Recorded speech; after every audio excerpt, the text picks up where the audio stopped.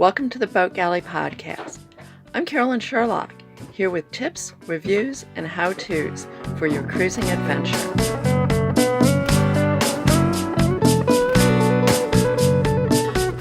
This episode of the Boat Galley Podcast is sponsored by Marmara Imports, Turkish towels and other fine, hand-loomed, fair trade textiles from Turkey. Soft and luxurious, yet tiny to store and fast drying.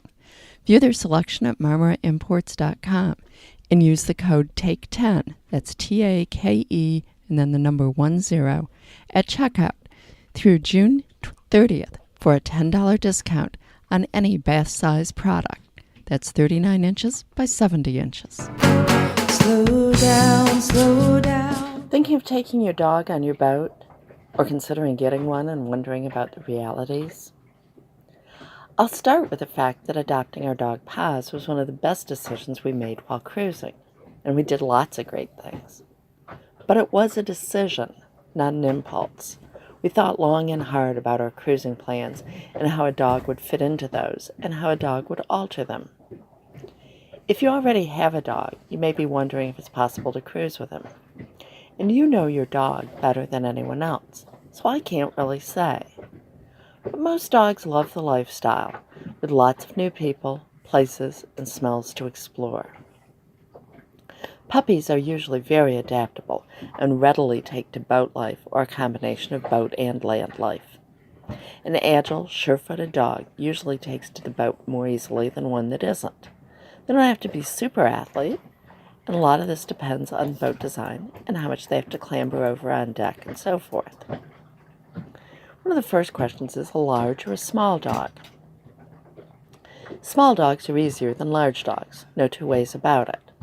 Plenty of people do cruise with larger dogs, and if you already have a large dog, you can find ways to make it work. But the reality is that small dogs are easier. If you can carry the dog under one arm, it's helpful when getting them into the dinghy, from the dock to the dinghy, and particularly if you're living on the boat while on the hard and have to go up and down a 10-foot ladder. A dog that can't get up the companionway can be safely left below when docking or anchoring. And smaller dogs take less space themselves, less space for their food and other supplies, and less water for drinking and bathing. In general, a small dog that's having a bad day can do less damage than a large dog.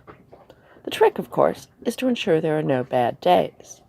And many dogs we've known just don't have bad days, as people are around almost all the time on the boat. They're rarely left alone for hours, which is when boredom and destruction set in.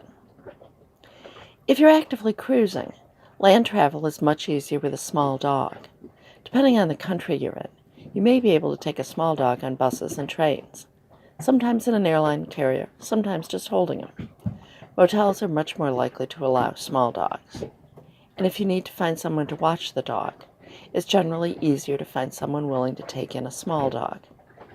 Obviously, if you ever have to fly with a dog, ones that are small enough to go in the passenger cabin are easier to take along, and cheaper. Cruising with a dog. A dog's going to impact what you can do. If it's hot, you can't leave one in a closed-up boat while you go ashore, which may be a security issue in some places. Other times, a dog may not be allowed in a place where you want to go, and you'll have to make alternate arrangements. In general, we found fewer restrictions on us in Mexico and Central America than in the U.S. If you're even remotely thinking of heading to the South Pacific, New Zealand, or Australia, it's almost impossible to take a dog, and extremely expensive if you do manage it. Regulations change all the time, so check for yourself, but the best advice I can give if you're heading to those areas is not to take a dog. In many popular cruising grounds, both in the U.S. and other countries, dogs are welcome in outdoor seating areas at restaurants. Cruiser gatherings are typically very dog-friendly. We've never had a problem at a marina, but I have heard that there are some marinas that don't allow dogs. It may not be fair, but a cute and friendly dog will be allowed more places than one that's not. And a non-threatening, friendly dog will give you lots of opportunities to meet local people. Paz is known as a chick magnet, and we've even had guys want to rent her for an hour just to meet girls on the beach. Okay, let's talk about some practical matters.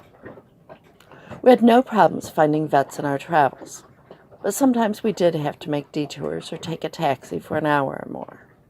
And it's one more crew member that you have to provision for, deal with paperwork for, and in general, remember in your planning.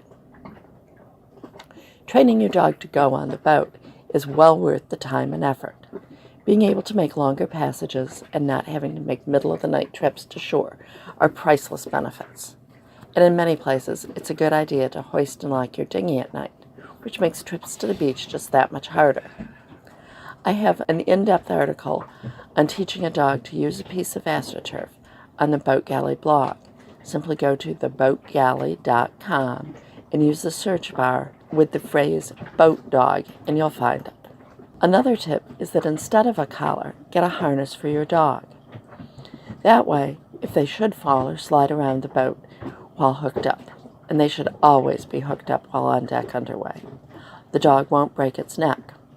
Don't rely on lifeline netting to keep the dog aboard. They can find ways to get under or over it, as well as the places where it's impossible to have it. Figure out a way to get the dog back on the boat if it falls overboard before it happens. And be sure to give the dog a quick freshwater rinse when they've been wading or swimming in salt water. Otherwise, you'll get salt water on settees and rugs. And just like people tracking salt water in, it won't totally dry out. Be sure to create a place on the boat where the dog feels safe and secure, even when conditions get boisterous. A friend that had been a puppy trainer for guide dogs suggested that we get Paz playing games when thunderstorms and other bad weather were making her nervous.